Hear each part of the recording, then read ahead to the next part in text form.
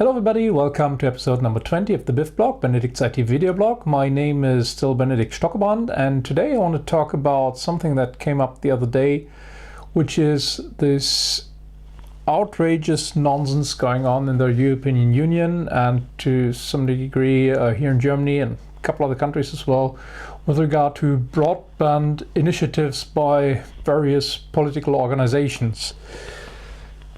What really got me upset was a news item I've read that the European Union is spending billions of money on a broadband initiative to get people connected with at least up to or at least 50 megabits per second downstream only, of course, by the end of 2020. Why is this so frustrating to me? A number of reasons there. First of all, this is supposed to be technology independent or technology agnostic or whatever, but yeah, technically speaking, no, legally speaking it is, but in fact it isn't actually. And a bit more about that in a moment. The first problem I have with this sort of approach is that it completely ignores some fundamental technical facts.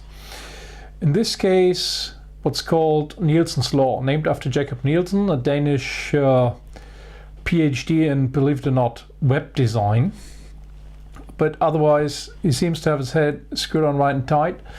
So he figured out that every year the bandwidth of some fixed line home internet access goes up by round about 50%, or doubles every 21 months if you prefer that. It's basically the same number with over a different time frame.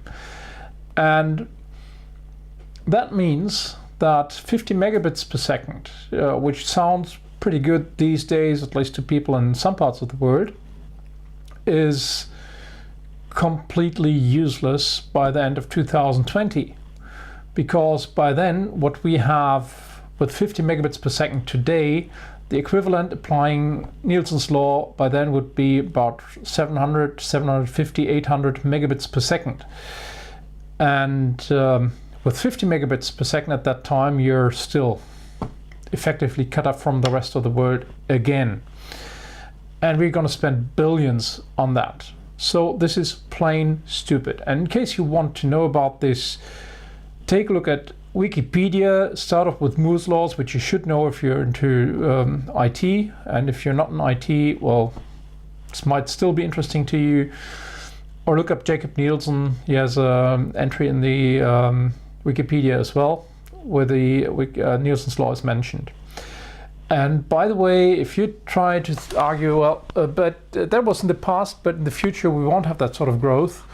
Another news item that came up a couple weeks ago was that, of all places, some far beyond village in Norway, they've been just connected with gigabit, both up and downstream, if I remember correctly.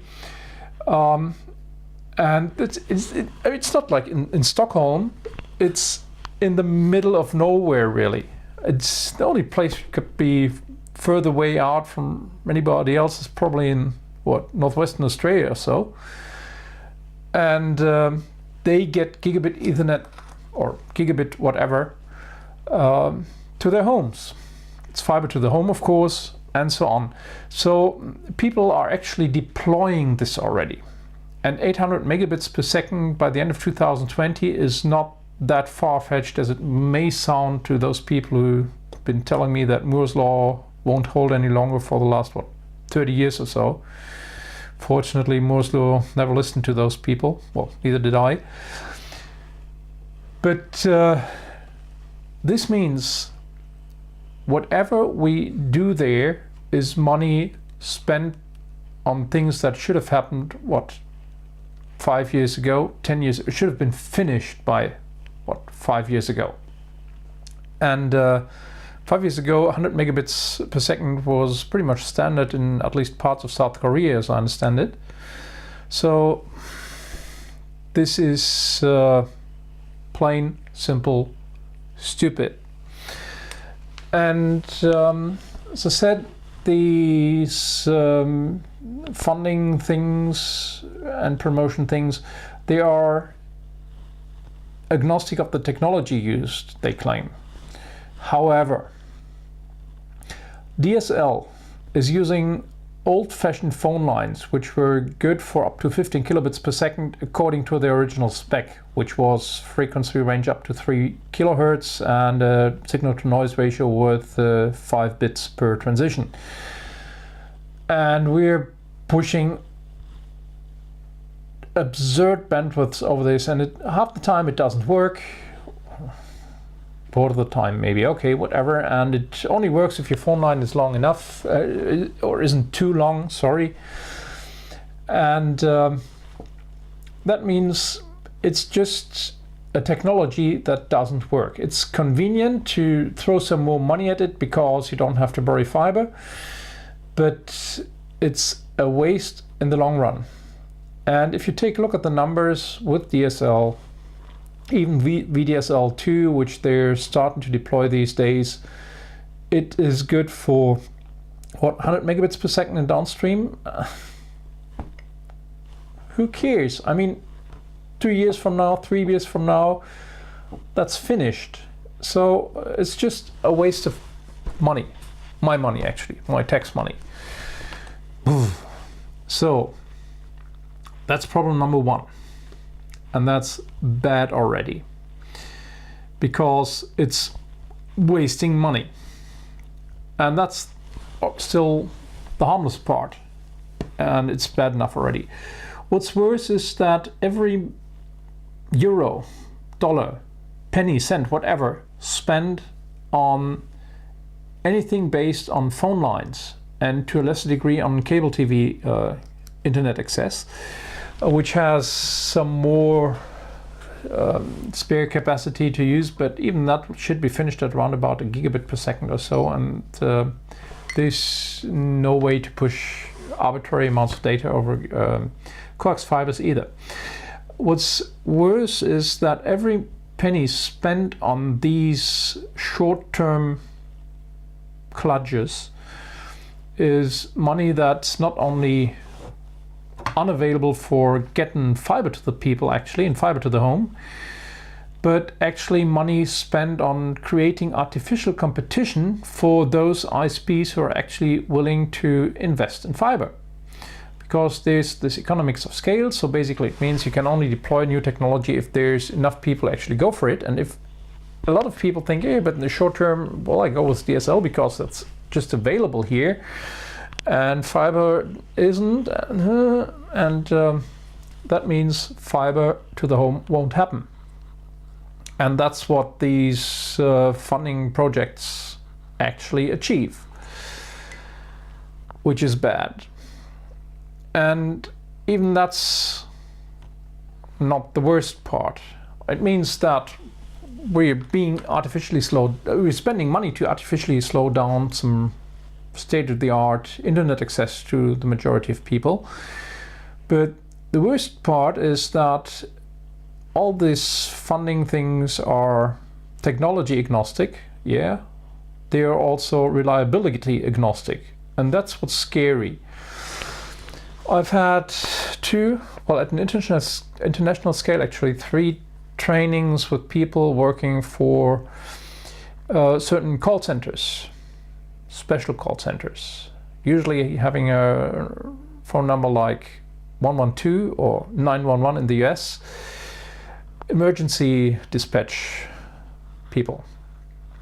And I remember the first one, we had a 2-day training. Second day into the training, I was already setting up my gear early in the morning, and one of the participants came in, ex-cop, and he was so enraged. I was just kind of glad they made him hand in his gun again when he switched job from regular police officer to internet guy for the police and emergency services and whatever.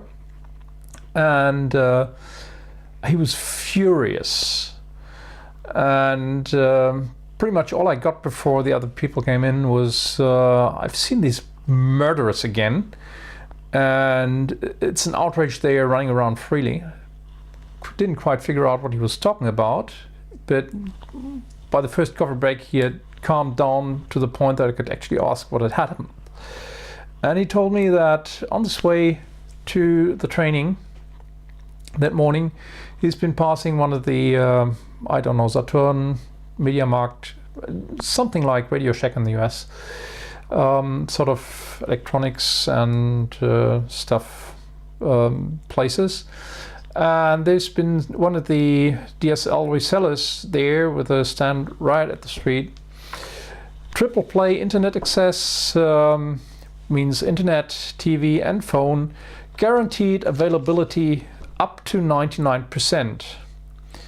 And aside from the fact that this is obviously bullshitting people in a rather annoying way, his reasoning there was that means they guarantee you a 1% chance that if you need to make an emergency phone call, your phone won't work and you die. He was the sort of guy, he talked about his job, he and his colleagues said basically something like, if we don't get an emergency call right away, might as well send a body bag along with the team going out. And they meant it. And that is something that all these projects at the political level completely ignore. In Germany, we're kind of lucky because we actually have a law that makes it a criminal offense if you disrupt an ongoing emergency phone call. Problem is, there's no law that makes it a criminal offense to disrupt some sort of service people might need to make an emergency phone call. And back about 20 years ago, when I was a graduate student and sitting in a class, Computer Networks and Distributed Systems by Heiko Krumm, said at that time state monopoly or federal monopoly on telecommunications, one of the reasons for that was to ensure that this stuff actually worked in emergency situations. It had suitable availability, reliability, whatever, and this has gone completely down the drain.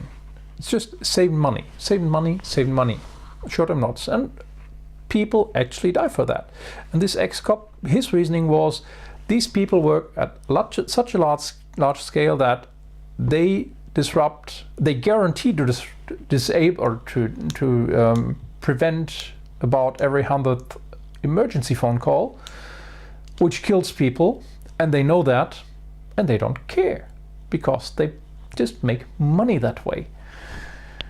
So when we first hear this, it sounds a bit absurd of talking about murder, but well, at least in English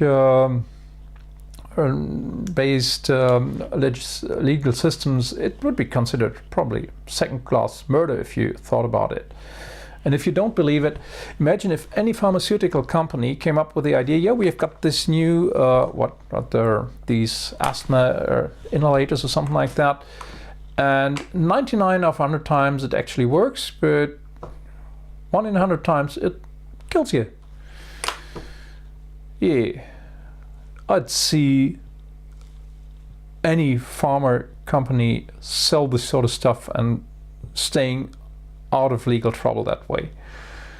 But when it comes to telephony over the internet, and that's what people are selling here in Germany and a lot of other places these days, nobody cares. And that really worries me. There's one thing you want to be aware, or one thing you want to understand. DSL, especially DSL, anything to do with internet over the phone line, short of using some old analog modems, is highly unreliable. In the traditional telephony world, reliability, according to Heiko Krumm, was assumed or was targeted at 5/9ers, 99.999%. And these days what you get is guaranteed availability up to 99%. Basically means they guarantee you at least 1,000 times, possibly 10,000 times, as many downtimes as with the traditional telephony world. And everybody's talking about critical infrastructure, but nobody talks about critical infrastructure in the guise of a phone line that people might actually use for an emergency phone call. And that is something where all the regulatory efforts or legislative, regulatory, whatever efforts in politics simply ignore reality, and people dying because of that. And in case you wonder, yes, I've been through the situation, I've needed to make a phone call, and admittedly that was in the streets, and I was just trying to keep somebody alive until an ambulance arrived. Luckily worked out. And that's definitely not the sort of situation where I just want to run around and ask people, hey, what's your ISP? Does your phone work? Because your neighbor's doesn't. And same applies to mobile phones as well. But all these things happened too long ago that everybody was running around with a mobile phone in their pockets all the time. So this is really an issue. And if you think about all these emergency beepers they use for older people, so they can live at home and get out there, and if anything was wrong, they've just got a little button thing, they press it, and they'd send somebody over. Well, they only work up to 99 out of 100 times. Yeah, well, from a national economic point of view, it'll reduce certain costs and health insurance and stuff. Scary. Really scary. So this is really not what you want to happen. And I'd really wish that some people in politics would eventually clue up on this and not just believe the big carrier who own lots of copper cables in the ground, lobbyists, that DSL is the future, because it's not. It's just gonna kill people in the long run. Okay, sorry for ranting again, but this thing just scares me, admittedly. And if you happen to run into some sort of politician who needs to be clued up, explain this to him. Or if you don't feel like it, point them to this video or whatever. Because, well, maybe there's some people in politics who don't just try to do whatever the telco lobbyists tell them, because it's, I don't know. But people are there who actually want to get a job done properly. Anyway, so much for today. Hope you enjoyed it. If you want to discuss, come over to the forum at www.stepladder-it.com/bivblog/20. If you watch this on YouTube and like it, do me a favor and give it a thumbs up. And in any case, hopefully see you again soon. Bye.